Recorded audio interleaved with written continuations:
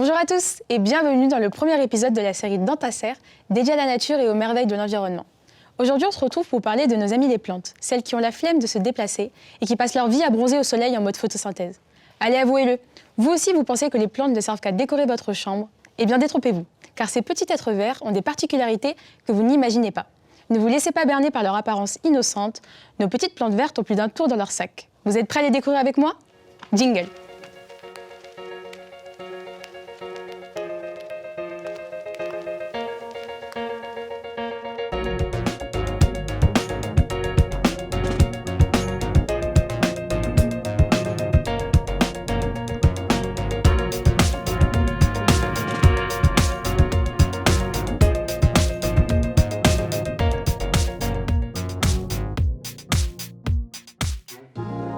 Avant de découvrir les plantes naturelles, nous allons nous pencher sur un sujet un peu plus polluant, les fausses plantes. On retrouve Taishan avec sa magnifique plante. Comment ça va aujourd'hui? Magnifique plante? Oula Taishan, je te sens remonter. Explique-nous.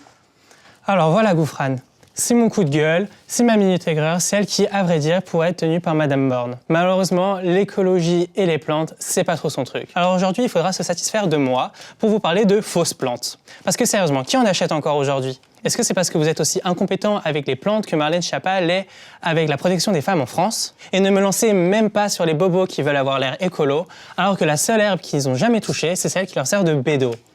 Alors oui, je déteste les fausses plantes. C'est moche, c'est fade, encore un morceau de plastique que vos chats mastiquent, comme si on n'en avait déjà pas assez. Dans les fringues, les meubles, les stars de télé-réalité dont la carrière est ratée. Vous allez me dire que la main verte, c'est pas pour vous, et que les plantes en plastique, c'est pratique, ça demande pas d'entretien, et ça fait un peu de décoration. Mais en fait, une fausse plante, c'est à peu près autant de la déco qu'un poster de Justin Bieber sur votre mur à 14 ans.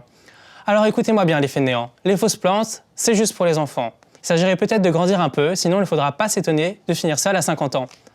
Enfin bref, tout ça pour vous dire, arrêtez d'acheter du plastique qui pollue. Sur ce, j'ai d'autres chats à fouetter, moi j'ai des plantes à arroser, je ne vais pas plus m'attarder avec vos idées d'attarder.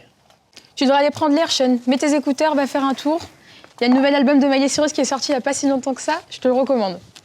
Et en parlant de musique, si je vous disais qu'il existait une connexion surprenante entre les plantes et les synthétiseurs musicaux. Oui, vous m'avez bien entendu. Nous allons explorer une fascinante fusion entre nature et technologie. C'est le moment de la minute découverte.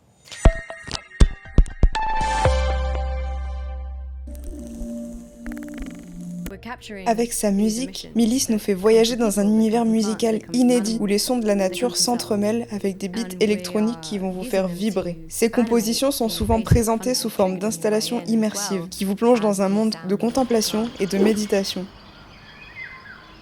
Vous pourrez ainsi vivre une expérience sensorielle unique qui vous permettra de vous connecter avec la nature et de vous évader de votre quotidien.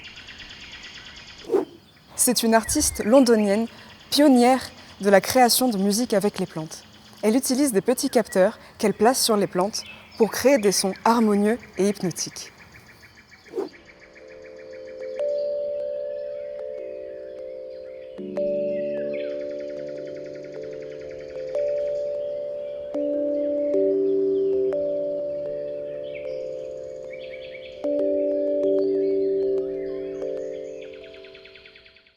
Une forme d'art hors du commun.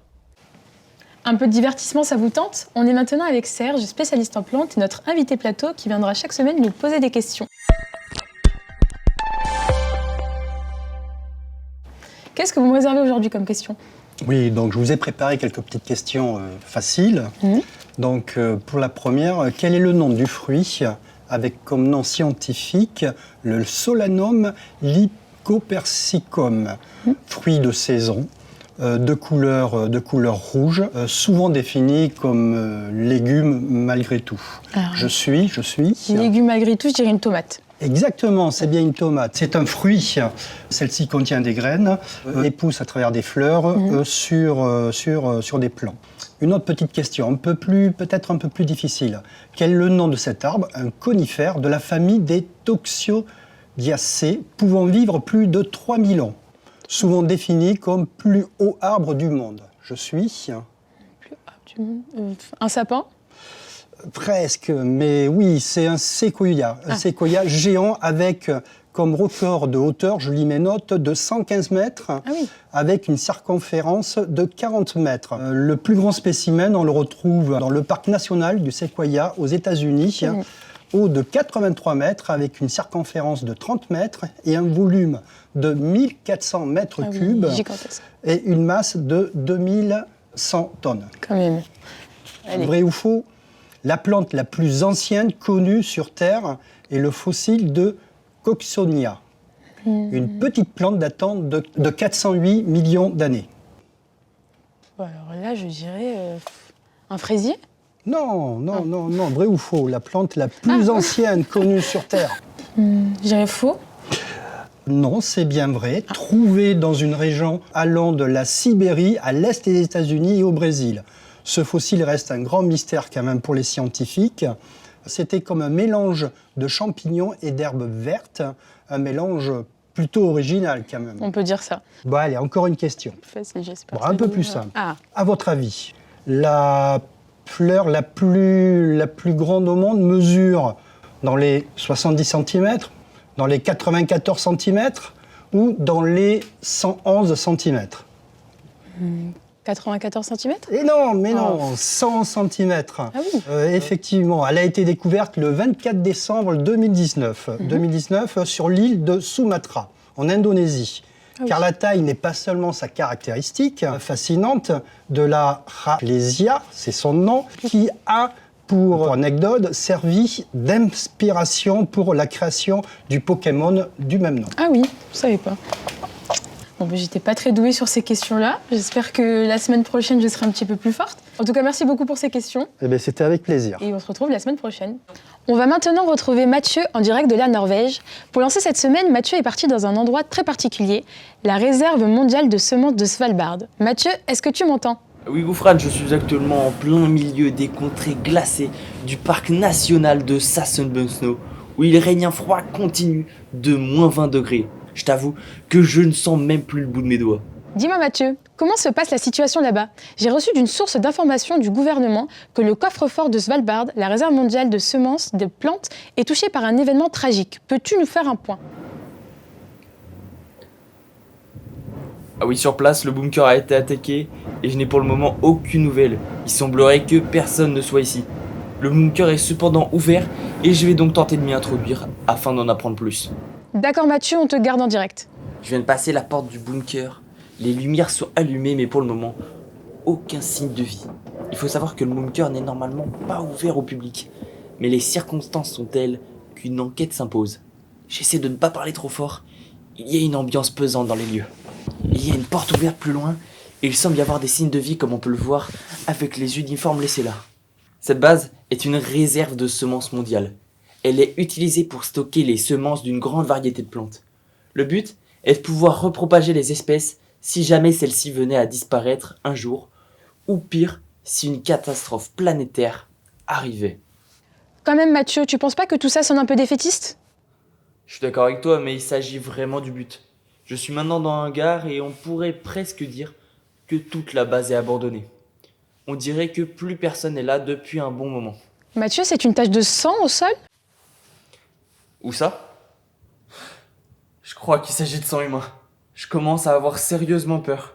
Les lieux sont très inquiétants et il y a une ambiance glauque. Mais je sens que je me rapproche de la vérité. Je veux quand même aller plus loin. Je vais me rendre dans la réserve et j'en apprendrai sûrement plus. Mais comment il y a de portes ici? C'est ici que sont stockées les réserves de graines. Il y a ici des graines du monde entier. La Colombie, le Canada, l'Ukraine, l'Allemagne, la France, l'Afrique du Sud, l'Australie ou encore la Corée. Chut! J'entends du bruit venant du fond de la salle. Ah! Mathieu, ça va? Oui, désolé. J'ai entendu du bruit et je me suis enfui, Gouffran. Je crois qu'on ne saura pas aujourd'hui les secrets de cette base. C'était Mathieu, votre reporter d'élite. Quel courage Mathieu. Et si on réchauffait l'atmosphère? On reçoit Loïc pour la chronique Concombre dans ta serre. Merci Gouffran. Bienvenue dans Concombre dans ta serre, la chronique la plus chaude du potager. Déconseillée aux carnivores et aux personnes de moins de 18 ans. Comment ça va Gouffran? Ça va nickel et toi? Moi ça va vraiment très bien. En effet, je viens de découvrir le remède magique contre les concombres fatigués, les légumes pas mûrs ou encore les aubergines qui tirent un petit peu la tronche. Enfin bref, vous l'aurez compris, aujourd'hui je ne parle pas de votre grand-mère en EHPAD qui attend de crever, mais bien de votre pénis ou bien celui de votre conjoint qui n'arrive plus à vous satisfaire. Et cette fois-ci, on va parler du gingembre. Et oui, Cette racine qui ressemble à un mélange entre un doigt de pied et un Bogdanov et qui vient gâcher chacun de vos repas sushi. Non mais Gouffran, on est d'accord, hein, c'est dégueulasse le gingembre. Non mais ne réponds pas de politique sur ce plateau.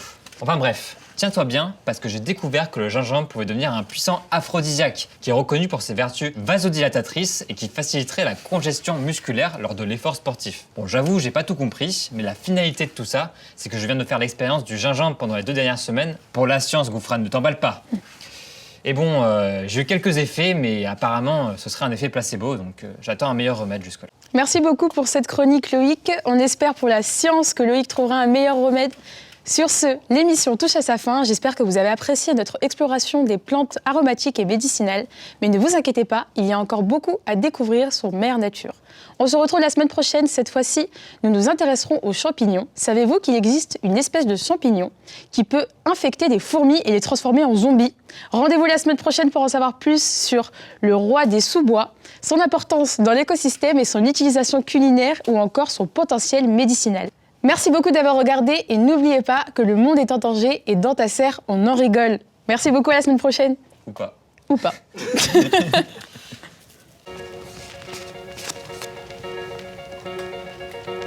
C'est bon, c'est fini? Bon, de toute façon, je me casse.